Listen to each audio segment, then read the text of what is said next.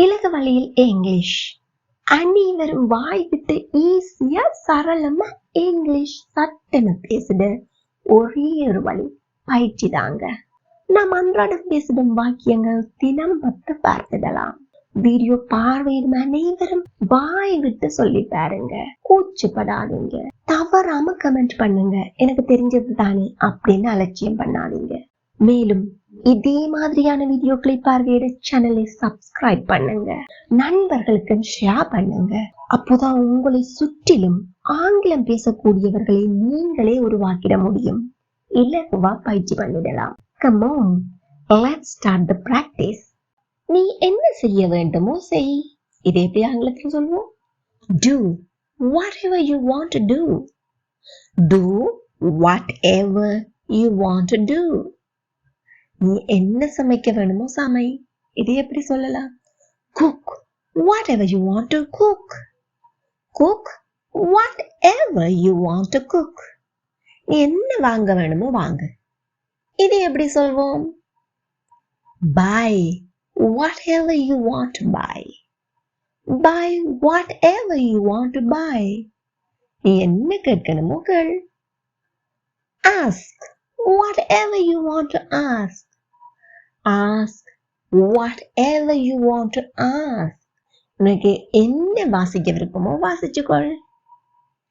Read whatever you want to read. Read whatever you want to read. உனக்கு எதை தெரிவு செய்ய விருப்பமோ அதை தெரிவு செய்து கொள். Choose whatever you want to choose. Choose whatever you want to choose. அப்போ உங்களுக்கு எந்த வினைச்சொல்லை பயன்படுத்தி எச்சந்தர்ப்பத்தில் இது போன்ற வாக்கியங்களை பேச வேணுமோ தாராளமாக பேசிக்கொள்ளலாம். இந்த பேக் பார்த்தாயா? இங்கு பார்த்தாயா செயல் முடிவடைந்து விட்டது. அப்போ நாம் did you see my bag என்று கேட்போமா அல்லது have you seen my bag என்று கேட்போமா? Very good. Have you seen my bag என்பதுதான் சரியானது, பொருத்தமானது. சரியானது என்பதை விட பொருத்தமானது. ஏன்? எப்போது நாம் பேக்கை பார்த்தாயா என்று கேட்போம்? எங்களுக்கு அந்த பேக் எப்ப தேவையா இருக்கோ அப்பதான் கேட்போம். அப்படி என்றால் நிகழ்காலத்தில் அந்த நடைபெற்று முடிந்த செயலுக்கு நிகழ்காலத்தில் தொடர்பு இருக்கின்றது. இருந்தால் என்ன டென்ஸ் நாம் பயன்படுத்த வேண்டும்? Present perfect tense. அப்போ நீங்க நினைத்தது போலவே மிக பொருத்தமான வாக்கியம் வினாயது Have you seen my bag? மறுமுறை கேட்டு பாருங்க. Have you seen my bag? என்ற கார் கீயை பார்த்தாயா? கார் சாவியை பார்த்தாயா? Have you seen my car key? Have you seen my car key? இத பார்த்திருக்கிறியா? Have you seen this? Have you seen this? என்ன சாப்பிட உனக்கு பிடிக்கும்? இத நாங்க பல வழியில கேட்கலாம். இது போலவும் கேட்கலாம். What do you enjoy eating? What do you enjoy eating? அப்படின்னா என்ன பிடிக்கும் உங்களுக்கு ரொம்ப பிடிக்கும்? இது எப்படி கேட்கலாம்? இப்பவே கமெண்ட்ல சொல்லுங்க. Very good. எல்லாமே தெரிஞ்ச மாதிரி பேசாத. சில பேர் இருக்கிறாங்க ஓவர் ஆக்ட் பண்ணுவாங்க. எப்படி சொல்லலாம்? Don't speak as if you know everything. Don't speak as if you know everything. அவன் எல்லாம் தெரிஞ்ச மாதிரி பேசுறான். He அவன் சிங்குலர் ஒருமை. அப்போ வினைச்சொல் என்ன வடிவத்தில் இருக்க வேண்டும்? S form. He speaks as if he knows everything.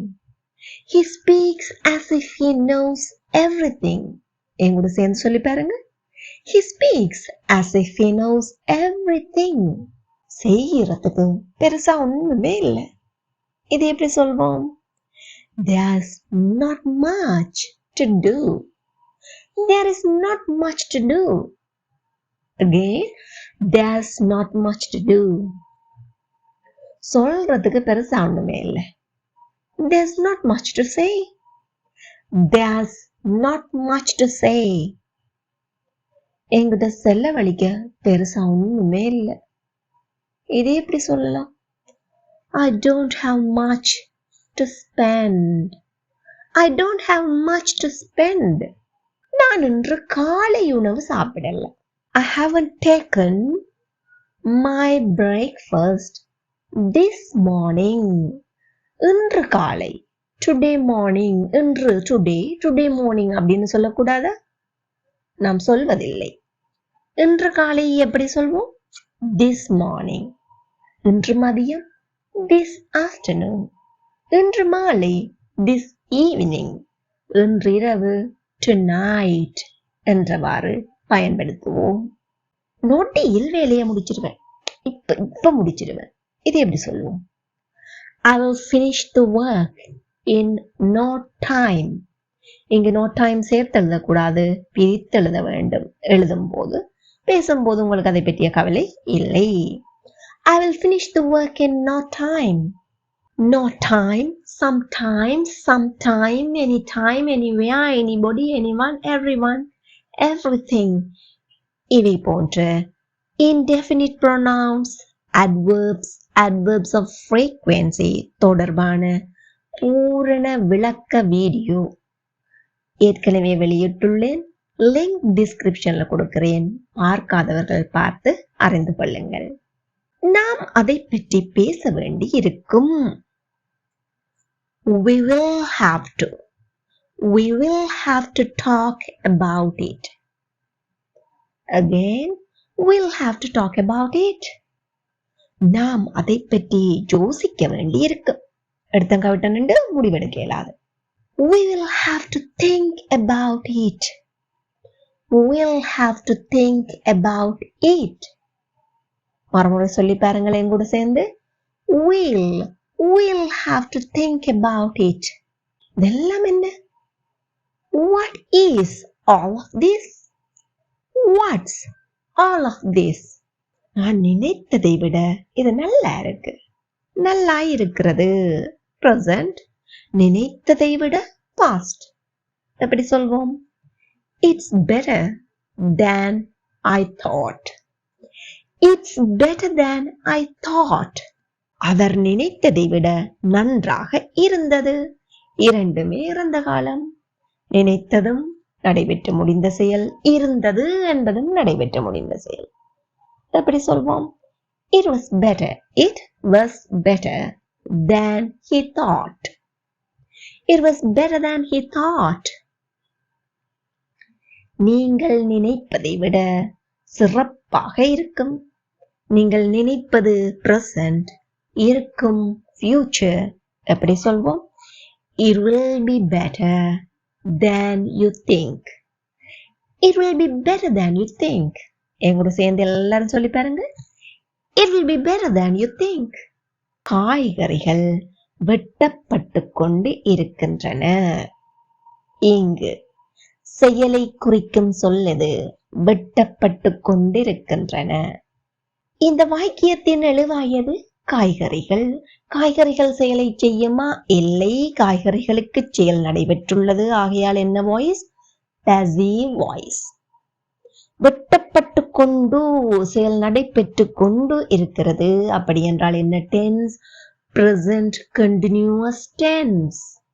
அப்போ passive voice என்றதும் உங்களுக்கு மெயின் verb எப்படி வரும் என்ற ஞாபகத்தில் உடனே வர வேண்டும். Very good. With 3 form. Past participle. Cut, cut, cut. அப்போ கட்டினுடைய past participle formum cut தான். It is an irregular verb. இங்கு செயல் நடைபெற்று கொண்டு இருக்கின்றது என்பதை காட்டுவதற்கு நாம் என்ன வடிவத்தில் வினைச்சொல்லை பயன்படுத்துவோம்? ing form. Very good. அதனால் passive voice helping verbum ing form வடிவத்தில் இருக்க வேண்டும். ஆகையால் அங்கு நாம் be என்னும் வினைச்சொல்லின் ing forமான being என்பதை பயன்படுத்துவோம். உங்க எல்லாருக்குமே தெரியும் ing form தனித்து வர மாட்டாது. அதற்கு உதவி வினைச்சொல்லாக நிகழ்காலமாயின் கட்டாயமாக am, is, are பயன்படுத்தப்பட வேண்டும். அப்போ இப்போ உதவி வினைச்சொல் எவ்வாறு அமையும் என்று நினைக்கிறீர்கள்? Very good. am being, is being, are being என்றவாறு அமையும். am being என்பது பேசுபவருக்கு, அதாவது ஐ என்பவருக்கு எனக்கு ஏதாவது செயல் நடைபெற்றால் உதவி வினைச்சொல்லாக வரும். is being எப்போது வரும்? எழுவாய் ஒருமையாக இருந்து அதற்கு செயல் நடைபெறும் போது வரும். are being எப்போது வரும்? Very good. எழுவாய் தன்மையாக இருந்து அதற்கு செயல் நடைபெறும் போது உதவி வினைச்சொல்லாக வரும். காய்கறிகள் ஒருமையா தன்மையா பேசுபவரா? தன்மை. அப்போ எது பயன்படுத்துவோம் உதவி வினைச்சொல்லாக? well done, are being. vegetables are being cut. அவ்வளவுதான். ரொம்ப ஈஸியா இருக்கு இல்லையா? vegetables are being cut. உங்களுக்கு சேலை செய்பவர் யார் என்று தெரிந்தால் by my mother, by me, by my sister சொல்லலாம். தெரியாவிட்டால் சொல்ல வேண்டிய தேவை இல்லை. வேலை செய்யப்பட்டு கொண்டு இருக்கிறது. continuous. வேலை the work. ஒருமையா பெண்மையா பேசுபவரா? ஒருமை. அப்போ உதவி வினைச்சொல் என்ன வரும்? is being. செய்தல் செய் do, do, did, done. doவினுடைய மூன்றாவது வினை வடிவம், அதாவது past participle என்ன? done. இப்போ சொல்லி பார்ப்போமா? the work is being done. அவர்களால் எனக்கு உதவி செய்யப்படுகின்றது. இதை எப்படி சொல்லலாம்? இங்கு யாருக்கு உதவி செய்யப்படுகின்றது? எனக்கு. அப்போ நான் தான் எழுவாய். நானா செயல் செய்கிறேன்? இல்லை, எனக்கு செய்யப்படுகிறது. அப்போ உதவி வினைச்சொல் என்ன வரும்? well done, you got it. am being. I am being. உதவி செய்தல் help, help, helped, helped. I'm being helped by them. Again, I'm being helped by them. ரொம்ப இலகுவாக இருந்ததல்லவா? உங்களுக்கான நேரம். பாட்டு பாடப்பட்டு கொண்டிருக்கிறது. என்னுடைய மொபைலை பார்த்தாயா? அவள் இன்று மதிய உணவு சாப்பிடவில்லை. விடைகளை சரி பிழை என்கின்ற கவலை என்று கமெண்ட்ல சொல்லுங்க. Practice makes you perfect. இந்த வீடியோ உங்களுக்கு பிடிச்சிருந்தா லைக் பண்ணுங்க, மற்றவங்களும் பயனடைய ஷேர் பண்ணுங்க. இதே மாதிரி மேலும் வீடியோக்களை பார்வையிட சேனலை சப்ஸ்கிரைப் பண்ணுங்க. Thank you for watching.